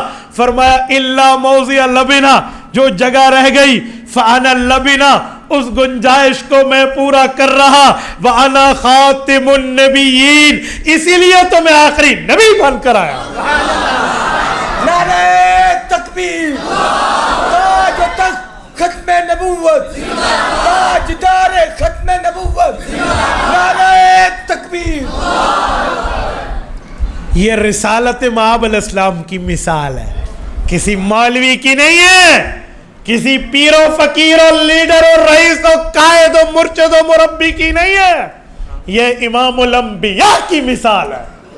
جب حضور نے بتایا کہ ایک ہی اسپیس تھا، وہ میں نے پورا کیا، انبیاء کا محل، بنگلہ، کوٹھی، گھر مکمل ہوا، اب اور گنجائش کی ضرورت، نیڈ و حاجت نہیں ہے، تو نئی نبوت کی حاجت کہاں ہے؟ ابو بکر دیکھ چکے تھے، حضور نے یوں یوں یوں کھول کے سمجھائی ہے ختم نبوت، تو ابو بکر نے ختم نبوت پہ وہ قربانی دی ہے جو رہتی دنیا تک ابو بکر کو یہ امت کی نسلیں سلام پیش کرتی ہیں۔ یہ ہے ختم نبوت کی سینسٹیوٹی، یہ ہے حساسیت۔ اور آج میں آپ کی غیرت پہ دستک دے رہا ہوں، بڑے عرصے سے یہ بھائی حضرات مجھ سے رابطے میں ہیں، میں حیران ہوں کہ اس جیسا سوال آج کے دور میں ہو۔ غیرت مسلم مر گئی ہے، مسلمان کی غیرت قبرستان میں دفن ہو گئی ہے، میرا عقل ماننے پہ تیار نہیں تھا کہ یوں بھی ہو سکتا ہے۔ میں سمجھتا ہوں کہ مسلمان کے دل میں محبت نبوی وہ ہے، وہ اپنی اولاد، اپنی جوانی، اپنا پیسہ، اپنی فیملی، اپنی بیوی، اپنے ماں باپ کو قربان کر کے منہ پھیر سکتا ہے، آقا سے غداری نہیں کر سکتا۔ میں یہ سمجھتا ہوں۔ مجھے یہ حضرات پوچھتے ہیں، حضرت ہمارے ہاں قادیانی چھوڑو، قادیانی نواز ہے۔ قادیانی نواز کون ہے؟ جن کو ایک مصیبت دماغ میں پڑی ہوئی ہے، جی اے جی با اخلاق لوگ نے، اچھے بندے ہیں، اخلاق ان کے بہت اعلیٰ ہے، اسی لیے ہم کبھی ان کی زمینوں کا ٹھیکہ لے رہے ہیں، کبھی ان کے لیے اعلانات کر رہے ہیں، کبھی ان کے لیے پھر۔ میں ایک بات پوچھتا ہوں، سب سے بڑے اخلاق اس دھرتی پہ کس کے ہیں؟ بولیے بولیے۔ اگر اللہ نے آپ کو زبان دی ہے تو اس زبان کا استعمال کرو، تمہارے فرشتے لکھیں گے کل قیامت پہ سفارش کے اسباب میں ایک سبب ہوگا۔ بتائیں اس دھرتی پہ سب سے بڑے اخلاق کس کے ہیں؟ سب باہر کے بندے بھی بولیے۔ غیرت ایمانی اسلامی سے بولیے سب سے بڑے اخلاق کس کے ہیں؟ بولیے، جتنے بندے بیٹھے ہاتھ اٹھا کر مجھے جواب چاہیے، اس دھرتی پر سب سے بڑی غیرت اسلامی کس کے سینے میں ہے؟ اخلاق کس کے پاس ہے؟ اقدار کس کے پاس ہے؟ رسول اللہ با اخلاق ہے یا نہیں ہے؟ میں سوال کرنے لگا ہوں، رسالت مآب نے گھر آئے بندے کو خالی منہ کیوں لوٹایا ہے مسلمہ کو؟ مسلمہ کے باپ نے اس کا نام تو کذاب نہیں رکھا تھا، وہ تو مسلمہ نام لے کر پیدا ہوا، حضور کے صحابہ نے اسے کذاب کیوں کہا ہے؟ جھوٹا کیوں کہا ہے؟ کوئی اس نے ہماری زمین کھا لی تھی؟ کوئی بد اخلاقی کی تھی؟ کوئی صحابہ دا مال لوٹ لیا سی اسے؟ کیا مسئلہ تھا بھائی؟ یہ با اخلاق پیغمبر اسے خالی منہ بھیج رہا ہے، کیوں؟ وہ نبوت کا ڈاکو ہے، وہ ڈاکہ مارنے آیا ہے، اور نبوت کے مسئلے پر رب غیرت کی بات کرتا۔ اللہ کے رسول پر تو اللہ مکھی کو نہیں بیٹھنے دیتے ہیں، مکھی کو نہیں آنے دیتے ہوئے۔ رسول اللہ صلی اللہ علیہ وسلم کی ذات اقدس پر تو رب کریم اتنا غیرت مند ہے، آپ بات کرتے ہیں یار۔ بنی سلیم وہ قبیلہ ہے، یہ امام طبرانی نے المعجم الصغیر میں لکھا، ایک ہی جلد میں معجم الصغیر، غالباً 307 یا 309 نمبر کی روایت۔ حضرت عمر فرماتے ہیں بنی سلیم کا ایک شخص تھا، وہ اللہ کے رسول سے یوں نفرت کرتا تھا، کہتے اس دھرتی پہ مجھے کس سے نفرت نہیں ہے۔ ایک بار جانے لگا گو شکار کر کے، وَالذَّبُّ فِي كُبِّهِ، یہ کم ہے جسے ہم کف کہتے ہیں، یہاں مری ہوئی گو کو چھپائے ہوئے تھا کہ وہ لوگ گو کھاتے تھے۔ اس نے کسی نے کہا مجمع کیوں جمع ہے؟ کہا مسلمانوں کا نبی اپنے صحابہ کے ساتھ ہے، کہا ذرا مجھے لے جاؤ۔ وہاں گیا کہ اللہ کے رسول کے سامنے آیا اور آ کر کہتا ہے کہ اس چہرے پر جتنی مجھے نفرت ہے نا آج تک کس پہ نہیں ہے۔ حضرت عمر نے تلوار نیام سے نکالی، حضور نے فرمایا عمر رک جا، کہ تجھے آبجیکشن کیا ہے، اعتراض سوال ہے کیا ہے؟ میں نے کہا آپ نبی ہیں؟ یہ مرا کے گو لایا ہوں، مار کے اپنے ہاتھوں سے یوں گو نکالی، فاخرج من کمہ فوضع بین یدی رسول اللہ، یوں نکالی مری ہوئی گو اور حضور کے سامنے ڈال دی۔ کہا اگر یہ ایمان لائے نا آپ پر، زندہ گو نہیں مری ہوئی، حدیث پڑھ رہا ہوں، جنگ اخبار کا صفحہ نہیں پڑھ رہا ہوں، یوں ڈالی، کہ یہ ایمان لائے تو میں لاؤں گا۔ گویا اپنے تکبر کی انتہا کو پہنچ چکا تھا وہ، کہ مری ہوئی گو کرو۔ مجمع صحابہ کا بیٹھے، رسالت مآب علیہ السلام نے فرمایا پھر کہ جی میں کلمہ پڑھوں گا، اگلا جملہ نہیں فرمایا تو پکا ہے دیکھ لے دیکھ فلاں فلاں، نہیں۔ امام طبرانی کہتے ہیں اللہ کے رسول نے گو کو کہا یا رب، اے گو، یہ گو سے بات ہو رہی ہے، انسان سے نہیں۔ فَعَجَابَهُ بِلُغَةٍ عَرَبِيٍّ مُبِينٍ، فصیح و بلیغ صاف صاف عربی میں گو نے جواب دیا۔ کیا جواب دیا؟ کہ لبیک و سعدیک یا رسول رب العالمین، کہ میں حاضر اگر تمہیں آپ کو جواب دوں تو میری خوش قسمتی۔ فرمائیے اللہ کے رسول کیا بات ہے؟ آنکھیں پھٹی رہ گئی اس شخص۔ یہاں پر بس نہیں ہے، اللہ کے رسول نے پوچھا من انا، کہ میں کون ہوں؟ گو جواب دے رہی ہے، صحابہ نہیں دے رہے۔ امام طبرانی حدیث متصل سند چلائے حضرت عمر سے، کہ گو کہنے لگی انت رسول رب العالمین وخاتم النبیین قد افلح من صدقک وقد خاب من کذبک، کہ آپ کو کون نہیں جانتا، ہمارے خالق نے ہمیں بتایا ہے آپ اس کے رسول ہیں اور آخری رسول ہیں، اور ہمیں اللہ نے علم دیا ہے جو آپ کی مانے گا وہ کامیاب ہوگا، جو نہیں مانے گا ذلیل ہوگا۔ نعرہ تکبیر، تاجدار ختم نبوت زندہ باد، تاج و تخت ختم نبوت زندہ باد، ختم نبوت کے منکروں پہ لعنت، مرزائیوں پہ لعنت، قادیانیوں پہ لعنت، مرزائیوں پہ لعنت، مرزائیوں پہ لعنت۔ اس شخص کے ہاتھوں کے گویا طوطے ہی اڑ گئے، وہ نیچے بیٹھا، اس نے کہا مجھے کلمہ پڑھا، کلمہ پڑھا اور پھر جملہ بولا کہ ابھی تک آپ کے چہرے سے بڑھ کے کوئی میرے سامنے مبغوض غضب غصے والا چہرہ نہیں تھا، اور اب آپ کے چہرے سے بڑھ کے کوئی محبوب چہرہ اس دھرتی میں۔ یہ 2 رکوع کی لمبی حدیث ہے، میں اختصار کرتے ہوئے آخری جملے پہ آتا ہوں۔ یہ جو حدیث ہے نا کہ 3 بار قل ہو اللہ پڑھو ایک قرآن کا ثواب ہے، یہی حدیث ہے، حضور پاک نے اسے آگے جا کر تعلیم دی ہے، لیکن میں آخری جملے پہ آتا ہوں۔ حضرت عمر کہتے ہیں کہ جب سے میں ایمان لایا ہوں، 40ویں نمبر پہ حضرت عمر ایمان لائے ہیں صحابہ میں، 1,24,000 کم و بیش صحابہ میں 40واں فیگر پورا ہوا ہے جب حضرت عمر سن 590 میں ایمان لائے تھے۔ کہا میری آنکھوں نے ایمان لانے کے بعد آج تک ایسا منظر نہیں دیکھا کہ کسی قبیلے کے 1,000 بندہ اکٹھا کلمہ پڑھ رہا ہو۔ کہا یہ قبیلے کے پاس گیا، کہ میاں مجھے سردار مانتے ہو تو آؤ۔ کہ قبیلہ جانتا تھا اس کا بغض حضور کے پاس علیہ السلام کے لیے اس کے دل میں کیا ہے، انہوں نے جنگ سمجھی، کہا نہیں سر لینے نہیں سر دینے جانا ہے۔ 1,000 بندے نے اکٹھا کلمہ پڑھا۔ یہ ہے گوہ، یہ ہے جانور، یہ ہے اشراط الارض۔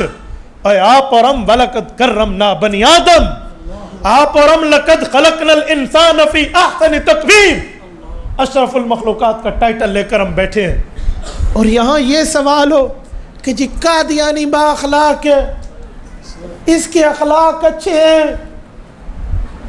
اور اگر وہ چرب زبان ہے، وہ اپنے کفر کو اسلام پیش کرنے کے لیے جام شیریں کی بوتل میں پیشاب رکھ کے تجھے لیبل جان مشیری کا دیتا ہے، تو اسے با اخلاق مان گیا۔ وَإِنَّكَ لَا خُلُقٍ عَظِيمٍ والے شخص کی ختم نبوت کے قول کو بھول بیٹھا۔ اے رب کو کیا جواب دو گے؟ اللہ کا قرآن کہتا ہے جب اس طرح مجرم آدمی دربار خداوندی میں آئے گا نا، اس کی حالت کیا ہوگی۔ میں سورت نمبر 19 سورت مریم کے آخری رکوع سے پہلے آپ کی خدمت میں پڑھتا ہوں، یہ اچانک میرے ذہن میں ابھی آیا۔ اب ذرا توجہ رکھنا، یہ آیت دیکھنا کہ رب کریم نے آخر میں آنے والا جو بندہ مجرم ہوگا اس کی حالت کو کیا بیان کیا ہے، کہ وہ بندہ اللہ رب العزت کی دربار میں کیسے آئے گا۔ آؤ ذرا توجہ رکھنا، آپ کی توجہ ہے، سب کی ہے نا، دماغ حاضر ہے نا۔ آؤ، رب کریم فرماتے ہیں کہ قیامت میں جس شخص نے مجرم ہونا ہے وہ میرے دربار میں کیسے آئے گا۔ ثم لننزعن من كل شيعة ايهم اشد على الرحمن عتيا، سورت نمبر 19 سورت مریم کا سیکنڈ لاسٹ رکوع ہے، 16واں پارہ ہے۔ رب کریم فرماتے ہیں جتنے طاقتور گروہ سے کیوں نہیں ہوگا، اس جیسے متکبر کو میں بڑے بڑے گروہوں سے یوں کھینچ لوں گا۔ اور حالت کیا ہوگی سنیں، فرمایا سنو میرے پاک پیغمبر، فلا تعجل علیہم، اگر آپ کے دور میں بھی ایسے منافق ہوں جو دشمن کے سے داد لے کر ماں کے قاتل ہوں، ان پہ جلدی مت کریں۔ کیوں؟ انما نعد لہم عدا، میں نے انہیں کاؤنٹ کر لیا ہے، گن لیا ہے، کون ہے یہ؟ تو کیا ہوگا؟ فرمایا یوم نحشر اچھا جب میں نے گن لیا ہے، اب ایک ہوگا نیک بندے کی نیکی گننا، ایک ہے برائی کی برائی گننا۔ یوم نحشر المتقین الی الرحمن وفدا، پورے مجمع کو لے کر اللہ کی دربار میں حضور کا وفادار آئے گا۔ وَنَسُوقُ الْمُجْرِمِينَ إِلَىٰ جَهَنَّمَ وِرْدًا، اکیلا تنے تنہا گھٹنوں کے بل گھسیٹ کے مجرم اللہ کے دربار میں لائے گا۔ وَنَسُوقُ الْمُجْرِمِينَ إِلَىٰ جَهَنَّمَ وِرْدًا، یہ قیامت میں حضور کے غدار کا حشر ہے۔ نہیں مرنا، موت نہیں آنی۔ آج اس کماش کے آدمی کو میں با اخلاق کہہ دوں، اس کو با اخلاق کہہ دوں۔ اچھا آؤ، کچھ با اخلاق ایسے تھے جو حضور پاک کے دربار میں خود کو با اخلاق شمار کراتے، اور قرآن کریم نے ان با اخلاق اس زمانے کے جھوٹے با اخلاق لوگوں کا تذکرہ کس عنوان کے ساتھ کیا ہے، میں یہ عنوان آپ کی خدمت میں رکھنے لگا ہوں۔ رسول اللہ کی عمر مبارک کتنے سال ہے؟ یہ بھی سورت نمبر 63 ہے، اس لیے آپ کو یاد دلانے کے لیے کہہ رہا ہوں۔ سورت المنافقون پارہ نمبر 28 ہے۔ اذا جاءک المنافقون، منافق اپنوں میں چھپا ہوا غیر کا ایجنٹ ہوتا ہے، اور وہ بد اخلاق نہیں ہوتا، کیونکہ پھاڑ کے تو باہر کٹ دینے اگر وہ بد اخلاقی کرے، وہ با اخلاق بنتا ہے۔ ایکٹنگ کرتا ہے باخلاق کی. اذا جاءک المنافقون، محبوبم جب آپ کے پاس اس جیسے اوپر والے باخلاق آئیں، قالوا اور آپ کے سامنے آ کر یہ اپنا موقف رکھیں گے، نشہد انک لرسول اللہ، ہم تو دل سے گواہی دیتے ہیں آپ اللہ کے رسول ہیں. یہ یوں کہیں گے واللہ یعلم انک رسول. محبوب آپ کا اور میرا تعلق ہے، میں جانتا ہوں نا آپ اللہ کے رسول ہیں، لیکن واللہ یشہد، مجھے اللہ کی یہ گواہی بھی تھام لیجئے، ان المنافقین لکاذبون، یہ سچ بول کے بھی منافق جھوٹ بول رہا. یہ اللہ کا قرآن. حضور کے سامنے اخلاق اپنا کے حضور کا غدار اللہ کے سامنے کذاب ہے، تو تیرے سامنے بھی اخلاق کے دو جملے کہہ کر بھی وہ کذاب ہے. تو مجھے پٹی پڑھائے وہ با اخلاق ہے، اچھا بولتا ہے، وہ حضور کے دربار میں اچھا بول کے بھی کذاب ہے. نشہد انک لرسول اللہ، ہم آپ کے رسول ہونے، آپ کسی بندے کے پیر صاحب ہونے کی گواہی دیں، عالم صاحب ہونے کی گواہی دیں، کتنی عزت سے دیں گے. وہ تو نبی صاحب ہونے کی گواہی دے رہے ہیں تو کتنے بااخلاق ہوں گے. لیکن اس گواہی پر بھی رب نے رد کیا، فرمایا واللہ یعلم انک لرسول، اللہ کو پتہ ہے نا اللہ نے آپ کو بھیجا ہے. ان المنافقین لکاذبون، اللہ کی گواہی یہ قرآن میں مختلف جگہوں میں معدود الفاظ ہیں. شہید اللہ انہ لا الہ میں ہے، یہ واللہ یشہد میں ہے. آسمان زمین کی وہ بھاری آیت ہے، فضائی آیت ہے، شہید اللہ انہ لا الہ. جب حضور آسمان پہ گئے تھے تب اتری تھی، یہ عرضی نہیں ہے کہ زمین پہ اتری. تو یہاں بھی یہی ہے، واللہ یشہد ان المنافقین لکاذبون. اور سنو آگے، وَإِذَا رَأَيْتَهُمْ، محبوبم ایک موقع یہ بھی آئے گا، یہ جو منافق ہے نا وہ آپ کے پاس آ کر ایک موقع ایسا بھی لائے گا، وَإِذَا رَأَيْتَهُمْ تُعْجِبُكَ أَجْسَامُهُمْ، اللہ اکبر، کہ یہ اپنی ایکٹنگ ایسے کریں گے، اپنے چہرے کو، اپنے جسم کو، اپنے اقوال کو، افعال کو، لباس کو، کردار کو یوں پیش کریں گے کہ بندہ کہے گا جی واہ ایت دل کل کہدا پیاسی. تعجب، آپ اس پر تعجب کریں گے. یوں ہوگا، جب یوں ہو جائے نا اور یہ جملہ ایسے کہہ دیں، فرمایا پیارے پیغمبر ہم العدو، یہ پھر بھی دشمن ہیں، فاحذرہم، انہیں دشمن کا ڈر سمجھیے، قاتلہم اللہ انا یؤفکون، اللہ کے ہاتھوں یہ مارے جائیں. یہ کیسی ایکٹنگ کر رہے ہیں آپ کے ساتھ. یہ 1400 سال کے پہلے ان جیسے 2 نمبر با اخلاقوں کا پوسٹ مارٹم سورت نمبر 63 سورت منافقون میں رب نے کیا. اور یہ میں تو اس لیے ماننے پہ تیار ہی نہیں تھا، تو ان نے مجھے علماء کے فتاوی جات دکھائے ہیں کہ یہ پاکستان کے چیدہ بڑے بڑے دارالافتاء کے فتاوی جات ہیں. ان نے ان سے پوچھا ہے اور ان نے ان کو جواب دیا ہے کہ یار قادیانیوں کی زمین کی سیرابی اور ٹھیکہ لینا اور ان کے ساتھ اس طرح کے تعلقات یہ مسلمان تو نہیں کر سکتا. یار اتنا ایک زمانہ آ گیا ہے کہ حضور کی محبت سمجھانے کے لیے دارالافتاء کے فتوے چاہیے. دل مر گیا، محبت دفن ہو گئی ہے، ایمان و اسلام و ایقان و احسان و مذہب و دین کہاں گیا ہے. یہ موقع آئے گا، کہاں پہنچے ہم لوگ؟ غیرت ہماری کہاں ہے؟ میں نے کہا نا میں آپ کی غیرت کے دروازے پہ نوک کرنے آیا ہوں. میں کوئی مطالبہ نہیں کر رہا، میں یہ نہیں کہتا آپ کلاشن کو اٹھا کے فائر مار دیں ان کو، میں قانون کو ہاتھ میں لینے کی بات نہیں کرتا. لیکن آپ حضور کے دشمن کو اپنے قریب کریں تو تمہیں نہیں پتا اے مسلمان، جب تو کسی مرزائی سے ملتا ہے تو روزہ اقدس پہ دل مصطفیٰ دکھتا ہے. تو نماز پڑھ کے نیک نہیں بن سکتا تھا، تو وفاداری کر کے اچھا نہیں بن سکتا تھا. بے ایمان اپنے وزن کو دشمن کے کھاتے میں کیوں ڈالتا ہے؟ میں بھوک مر جاؤں، میری اولادیں بھوک مر جائیں، پر دشمن نے رسول سے رزق لے کر کھاؤں. کیا بیٹھے ہو، کیا یہ دنیا کا پیسہ. اچھا سنو، یہ جو دین کے خلاف پیسہ اکٹھا ہوتا ہے نا، دین کے خلاف پیسہ اکٹھا ہوتا ہے تو اس کا حشر کیا ہوگا؟ جو دین کا حق نہیں ہے، حضور کے دشمن سے پیسہ لیا ہے اور دین کے خلاف رکھا ہے، تو آؤ میں قرآن کریم سے آپ کے سامنے غالباً سورت نمبر 104 سورت ہمزہ پڑھنے لگا ہوں کہ وہاں حشر کیا ہوگا. ہاں سورت نمبر 104 ہے.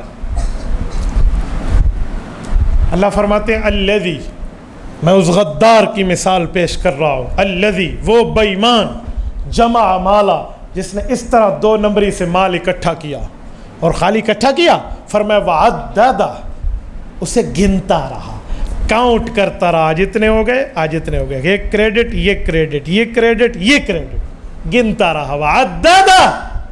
یحسب، کنسپٹ یہ ہے، تصور و دماغ و ذہنیت یہ ہے، ان مالہ اخلدہ، کہ یہ مال میرے پاس ہمیشہ رہے گا، ہمیشہ رہے گا۔ آؤ قرآن کہتا ہے کلا، ہرگز نہیں ہو سکتا، کلا، یہ قرآن کا آخری ترتیب کے اعتبار سے کلا ہے، کلا۔ کیا ہوگا اللہ؟ فرمایا لیمبذن فی الحطمہ، یہ لام بھی تاکید کی اور آخر میں نون تاکید بھی تاکید کا ہے، فورسیبل سینٹنس، مضبوط ترین جملہ ہے، کہا ضرور بھی ضرور ایسے بےایمانوں کو میرے فرشتے پکڑ کے الٹا ہوتامہ میں ڈالیں گے۔ لیمبذن فی الحطمہ، سوال اٹھتا تھا رب ہوتامہ کیا ہے؟ اللہ نے خود ہی سوال پیدا کر کے جواب دیا، فرمایا وما ادراک ما الحطمہ، آپ کیا جانو یہ ہوتامہ کیا ہے؟ اللہ آپ ہی فرما دیں۔ فرمایا نار اللہ الموقدہ، یہ نار اللہ مضاف مضاف الیہ بن کے موصوف ہے، الموقدہ اس کی صفت ہے، ایڈجیکٹو سینٹنس، موصوف و صفت۔ یہ رب کیا فرما رہے ہیں؟ نار بات ہو جاتی نا، بات پوری تھی، یہ نار کے ساتھ الموقدہ کی صفت آتی تب بھی بات ڈبل تھی۔ یہ نار کی نسبت لفظ اللہ سے کرنے میں شدت بتائی جا رہی ہے۔ فرمایا عام آگ نہیں ہے، اللہ کی سلگائی ہوئی آگ ہے، نار اللہ الموقدہ۔ تو ہوگا کیا؟ حشر کیا ہونا ہے؟ التی تطلع علی الافئدہ، خالی جسم جلائے گی؟ فرمایا جسم کے اندر دل کو بھی جلا کے بھسم کر دے گا۔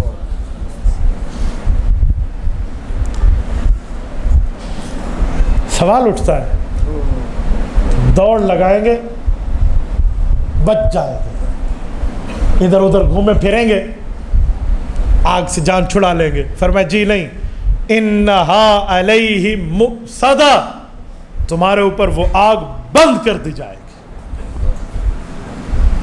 اچھا بند بھی ہو جائے گی تو کوئی چھلانگ لگائیں گے؟ فرمایا جی نہیں، فی عمد ممددہ، لمبے لمبے پائپوں میں تمہیں ڈال کے آگ کے اندر دونوں سائڈوں کو کلوز کر کے بند کر دیا جائے، فی عمد ممددہ۔ یہ عمد عمود ستون کو کہتے ہیں، ستون ہوتے اوپر نیچے سے بند ہوتے ہیں، بندہ نکل کے دکھائے۔ اور کتنے ہوں گے؟ فرمایا ممددہ، بڑے طویل ہوں گے، تم دوڑتے اور جلتے رہو گے، نکل نہیں پاؤ گے۔ یہ مال کمانے کے لیے ہم نے اپنی صلاحیتوں کو وقف کرنا ہے۔ لعنت ہے اس سوچ پر جو کسی قادیانی کی زمین کی سیرابی پر پیسہ ملتا ہے۔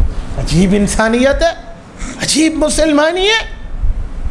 ہاں انہیں علامہ محمد اقبال رحمہ اللہ نے غیرت دلاتے ہوئے فرمایا تھا، وضع میں ہو تم نصارہ تو تمدن میں ہو یہود، یہ ہے مسلمان جنہیں دیکھ کر شرمائیں یہود۔ یہ مسلمان ہے، یہ مسلمان ہے۔ میں ایسے بندے کو مسلمان نہیں مانتا، میں اندر سے قادیانیوں کا ایجنٹ مانتا، میں تسلیم نہیں کر سکتا۔ پنجابی کہتے ہیں کتی چوراں دے نال رلی کھلوتی ہے۔ ہاں میرے گھر ڈاکہ تب لگا جب میرے پہرہ دار نے کچھ نہیں بولا، الٹا پہرہ دار مجھے کہتا ہے چھڈو جی مول سے بڑے با اخلاق نے، اور اس سے بڑا جرم ان کے ساتھ مناکحت جاری ہے، نکاح جاری ہے، تعلق جاری ہے۔ مر گئی ہے غیرت؟ نہیں بابا، اسلام مر چکا ہے۔ آپ کو پتہ ہے قادیانی کے لیے تو ملک پاکستان کا کانسٹیٹیوشن، ہمارا آئین، ہمارا قانون بھی موجود ہے، اور خود کو مسلمان نہیں کہہ سکتا، تو اس کا وکیل بلا توکیل بن کے اس کو اچھا کہہ رہا ہے، تو اس کو اچھا کہہ رہا ہے۔ بابا اندر کچھ ڈھونڈے، کچھ معاملہ ہو رہا ہے، اور کہتے ہیں وہ قادیانی بڑے بیٹھ کے فیصلہ کریں گے جی ووٹ کسے دینا ہے۔ سبحان اللہ، ایسی زندگی سے تو موت بہتر ہے، زمین کی کمر سے زمین کا پیٹ بہتر ہے۔ کیا بات ہے یار، ووٹ ایک اسلامی پہچان ہے ملک پاکستان، ووٹ ایک آئینی پہچان ہے ملک پاکستان میں، اور میں ووٹ تو اس بندے کو دینے کا بھی قائل نہیں ہوں جو صرف دنیا داری پہ ووٹ مانگے، میں تو ووٹ اس عالم دین کو دینے کا قائل ہوں جو بندہ دین کی خدمت کرے، کیونکہ سیاست بھی نبوت کی میراث ہے۔ ہاں، میں تو اس دنیا دار مسلمان کلمہ گو کو بھی دینے کا قائل نہیں ہوں جو علماء میں نہیں ہے، جو دین نہیں سمجھتا، اسلام نہیں سمجھتا، وہ آگے ہمارے دین کا تحفظ کیا کرے گا؟ میں تو اس کے لیے بھی قائل نہیں ہوں۔ تو ایک بے ایمان کافر کے ایجنٹ کے لیے آئے گا، اچھا ٹھیک ہے، پرچی تیری اس پہ لگنی ہے نا، مہر تیری لگنی ہے، سن لے، قرآن کریم کہتا ہے، سورت نمبر 36 سورت یاسین کہتی ہے، الیوم نختم علی افواہہم، قیامت میں منہ بند ہوگا، دلیل نہیں دے پاؤ گے، تو رب حساب کیسے ہوگا؟ فرمایا وتکلمنا ایدیہم، ہاتھ بولے گا۔ کہ جی ہاتھ کیسے بولے گا؟ کہ جس رب نے زبان کو بولنے کی طاقت دی ہے وہ رب ہاتھ کو بھی طاقت دے گا۔ وتشہد ارجلہم، پاؤں گواہی دے گا، بما کانوا یکسبون، کیا کیا تھا؟ تیرا پاؤں بھی گواہی دے گا، تیرے ہاتھ بھی گواہی دیں گے، تو نے کہاں جا کر ہل چلایا تھا اور کہاں جا کر سیرابی کی تھی۔ یاد رکھنا۔ اور صرف ہاتھ نہیں، اللہ نے فنگر پرنٹس کی بات کی ہے، فنگر پرنٹس۔ قرآن کریم سورت قیامہ، بلا قادرین علی ان نسوی بنانا، رب فرماتے ہیں میں قیامت میں تمہیں ہاتھ کا پورا بھی واپس کروں گا۔ پورا کیوں کا؟ اس پورے پر فنگر پرنٹس ہیں۔ ایک کا فنگر پرنٹ آج دنیا میں دوسرے سے نہیں ملتا، 8 ارب سے زائد انسان اس دھرتی پر موجود ہیں۔ تو میرے دوستو، میں آپ کی غیرت پر دستک دینے آیا ہوں۔ ان با اخلاقیوں کو جیب میں رکھو جن کو قرآن نے جھوٹا کہا ہے۔ ہم کتے کا گوشت بکرے کے نام پہ بیچنے نہیں دیں، ہم خنزیر کا گوشت گائے کے نام پہ بیچنے نہیں دیں۔ اپنی ماں کے لیے حلالی بیٹا بری جملہ برداشت نہیں کرتا، اپنے باپ کے لیے برداشت نہیں کرتا۔ مرزا قادیانی نے اپنی بیویوں کو امہات المؤمنین کہا ہے، یہ پیغمبر کی آل بیت کا دشمن نہیں ہے۔ اپنے نواسوں کو حضرات حسنین کا رتبہ کہا ہے، یہ ملعون حضرات حسنین کے بارے میں بات کرے گا۔ اور جو کہتا ہے اللہ میاں میرا خاوند ہے اور عالم رویا میں رب نے میرے ساتھ ملاپ کیا ہے اور مجھ سے میں پیدا ہوا یوں، میں مریم بھی ہوں، عیسیٰ بھی ہوں، اس جیسے گستاخ کے لوگوں کو، فالوورز کو تم با اخلاق کہتے ہو؟ مرزائیوں پہ لعنت، مرزے کانے پہ لعنت، مرزا تیری پیدائش پہ لعنت، مرزا تیری پیدائش پہ لعنت، مرزا تیری جوانی پہ لعنت، مرزا تیرے بڑھاپے پہ لعنت، مرزا تیری زندگی پہ لعنت، مرزا تیری موت پہ لعنت، مرزا جہنمی کتے پہ لعنت۔ ایک بھائی فرما رہے ہیں ان کی یہ بھی دلیل ہے کہ اگر ہم نے نہیں لیا تو کوئی اور لے لے گا۔ یہ ان یزیدیوں کی دلیل ہے، ہم حسینی ہیں، ہم یزیدی نہیں ہیں، یاد رکھیں۔ ہم کون ہیں؟ ہاتھ کھڑا کر کے کہیں ہم لوگ کون ہیں بھائی؟ ہم کل بھی حسینی ہیں اور ہم آج بھی حسینی ہیں۔ اللہ ہمیں دنیا میں بھی حسینی رکھے، آخرت میں بھی حسینی رکھے۔ اللہ ہمیں حسینی بنائے، حسینی ہونے پر موت دے۔ بھائی ہم حسینی ہیں، ہم یزیدی، ہمارا یزید سے کوئی تعلق ہے؟ سنو، حضرت حسین کے لشکر کو لوٹنے والے وہ بے ایمان بھی یہی دلیل دیتے تھے، جی اہل بیت دا کنگن اگر میں چوری نہیں کیتا تے کوئی اور کر لے سی، وہ بھی یہی دلیل دیتے تھے۔ میں اس دا زیور نہیں کھویا تے کسی اور نے کھو لینا ہے، اس لیے چوری میں کر لوں، زیورات اہل بیت کے میں اتار لوں۔ تم کس صف میں ٹھہرے ہو؟ اپنے آپ کو تو دیکھو۔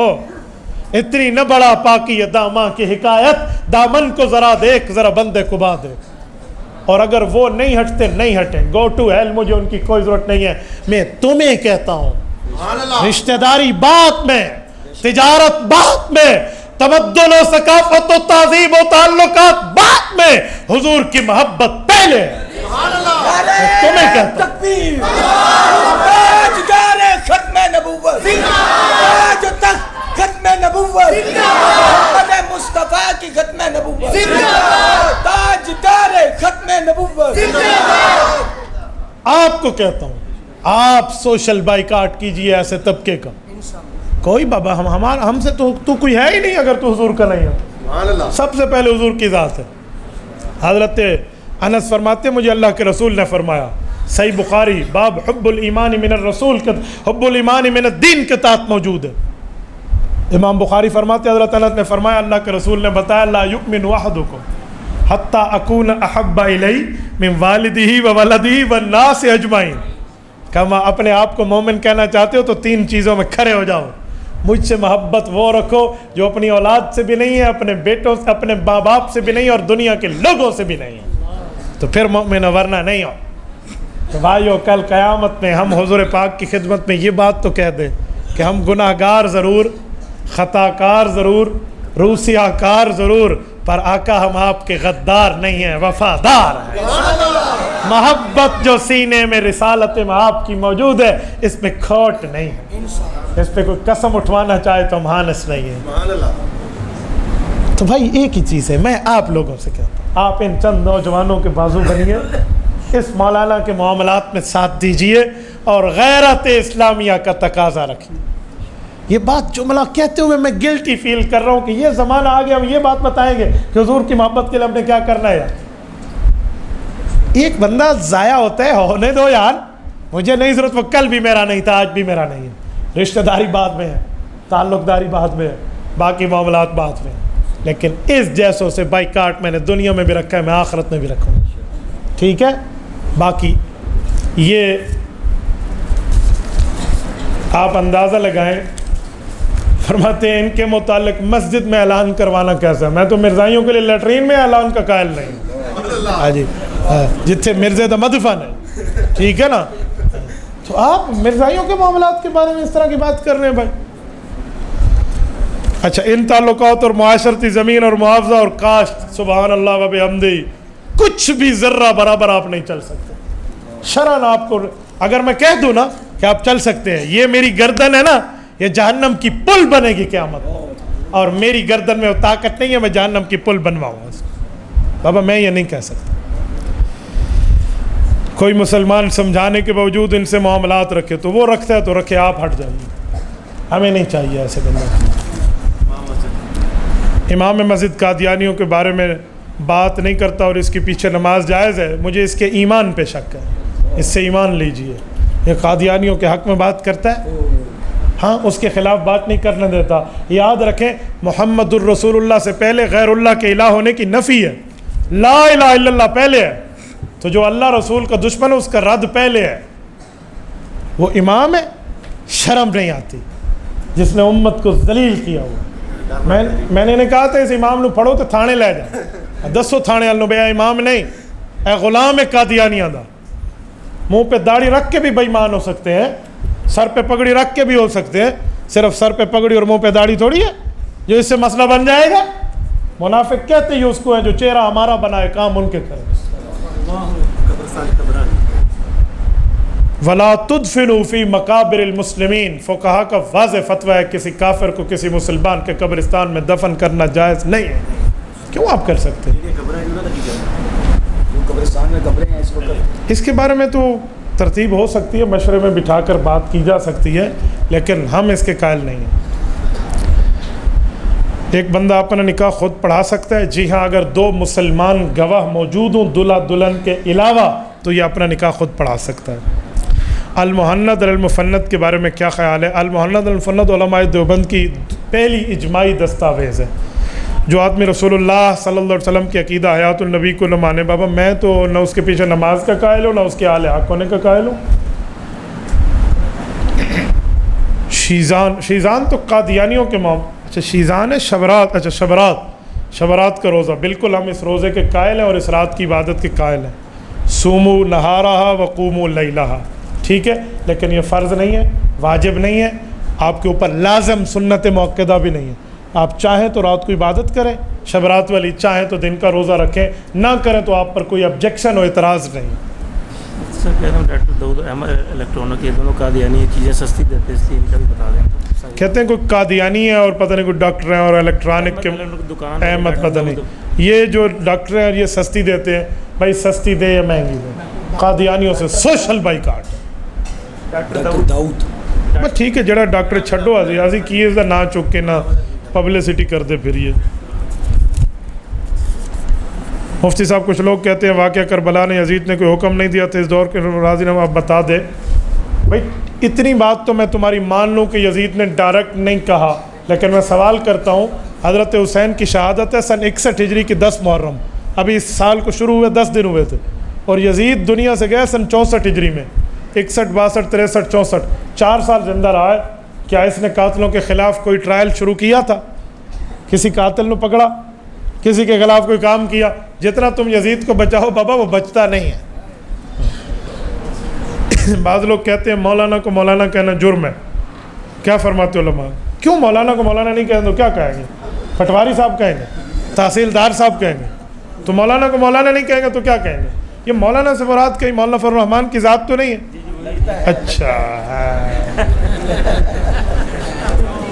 پتہ نہیں، میں حیران ہوں، 6 لاکھ علماء کا قائد ہے، پورے پاکستان کا ایک شیخ الحدیث نہیں ہے۔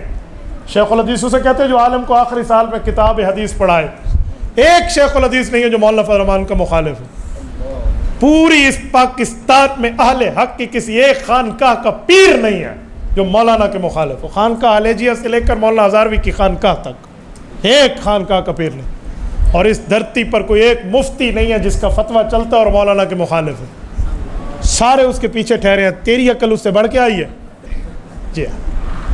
اور مولانا کی ذات پہ وہ بندے بات کرتے ہیں جس کی اپنی کردار پر بیویوں نے کتابیں لکھی ہیں، اب وہ بات کرتے ہیں تحت قدم، جو اب مولانا نے تمہاری گردن پہ پاؤں رکھے وہ رکھ کے دکھائے گا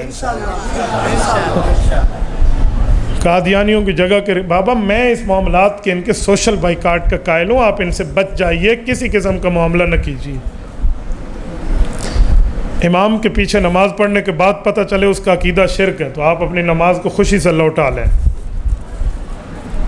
آپ کہتے ہیں امام حنیفہ کے مقلد اور ان کی تقلید کرتے، امام حنیفہ سے اختلاف ہے، 100% مقلد کیسے ہوئے؟ میں نے تو ابھی یہ بات ہی نہیں کی، جب میں کرتا تو آپ بات کرتے۔ باقی امام اعظم ابو حنیفہ رحمہ اللہ کا رتبہ مقام و مرتبہ کیا ہے؟ کبھی مقام ابی حنیفہ پہ موقع ملا تو میں انشاءاللہ اس کی قصور پوری کروں گا۔ میں نماز کے لیے آتا ہوں، دیکھتا ہوں کچھ لوگ اس طرح کی آمین کہہ رہے ہوتے ہیں، آپ کی رائے کیا ہے؟ بابا میں کسی کو مجبور نہیں کرتا، لیکن اپنا مسئلہ وہی ہے جو بتا رہا ہوں۔ مرزائیوں کے دیے ہوئے راشن اور گوشت کو کھانا کیسے ہے؟ آپ مجھے ایمان سے بتائیں، ایک بندہ آپ کی ماں کو گالیاں دے، باپ کو گالیاں دے، آپ گوشت لے کر کھائیں گے؟ اے طائر لاہوتی، اس رزق سے موت اچھی جس رزق سے آتی ہو پرواز میں کوتا ہے۔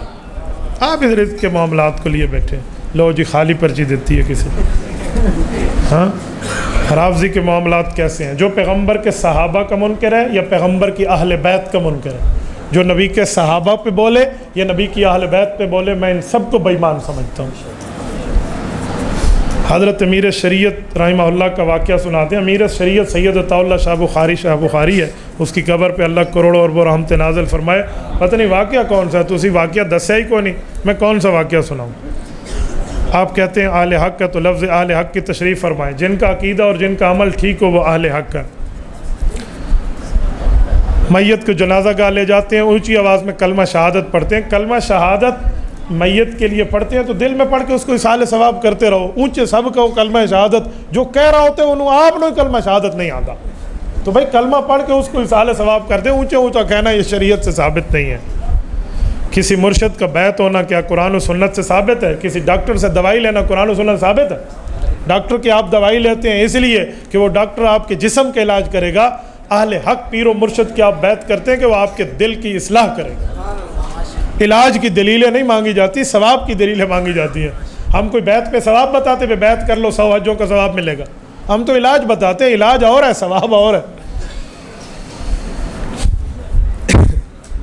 احناف 2 مثل پر نماز اثر پڑھتے ہیں، باقی ائمہ 1 مثل پر وضاحت کر دے۔ دوسرے امام پہ پڑھ سکتے ہیں، میں تو اجازت نہیں دے سکتا۔ احناف 2 مثل پہ اس لیے پڑھتے ہیں کہ ان کے پاس حدیث پاک کی دلیل ہے۔ اللہ کے رسول صلی اللہ علیہ وسلم نے فرمایا کہ 3 قسم کے لوگ ہیں جو مزدور ہیں، اور تیسرے کا اجر پہلے 2 سے زیادہ ہے، حالانکہ اس کو وقت کم ملا ہے۔ کہا یا رسول اللہ وہ کون سے مزدور ہیں اور کیا ہے؟ آقا نے فرمایا ایک مزدور وہ ہے جو صبح سے ظہر تک، ایک ظہر سے عصر تک، ایک عصر سے مغرب تک کام کرتا ہے۔ ان 2 کا جو اجر ہے نا، مغرب عصر سے مغرب تک کام کرنے والے کا اجر بھی وہی ہے، حالانکہ وقت تھوڑا ہے اور اجر اس کا زیادہ ہے۔ تو صحابہ کرام نے پوچھا کیسے؟ فرمایا یہود اور عیسائی کی عمریں زیادہ تھی، ان کا اجر اتنا نہیں ہے، ہماری عمریں کم ہیں، ہمارے امت محمدیہ کا اجر زیادہ ہے۔ اب ذرا میں اس کو امام ابو حنیفہ کی دلیل رحمہ اللہ پہ لاتا ہوں۔ امام صاحب فرماتے ہیں تو ہماری دلیل ہے۔ کہا جی وہ کیا؟ کہا حضور پاک نے عصر اور مغرب کے وقت کو تھوڑا کہا ہے، اگر مثل ثانی میں ہم عصر کی شروع کرنا مانے تب یہ حدیث اس کا مقتضا ٹھیک بنتا ہے. اگر ہم ظہر اور عصر، فجر اور ظہر تک کے ٹائم کو بڑا مانے اور مثل ثانی سے عصر شروع کریں تب یہ تیسرے مزدور کا وقت چھوٹا بنتا ہے، جو حضور نے فرمایا. اگر مثل اول مانے تو پھر یہ تیسرا مزدور پہلے والے مزدوروں کے برابر وقت لے آئے گا، اور حدیث میں تو اس کا وقت تھوڑا ہے تو تھوڑا ہونے کے لیے مثل ثانی شروع کرنی پڑے گی. امام صاحب کی بڑی مضبوط دلیل ہے، اس کو بچھاڑنا کسی دل گردے کا کام ہے.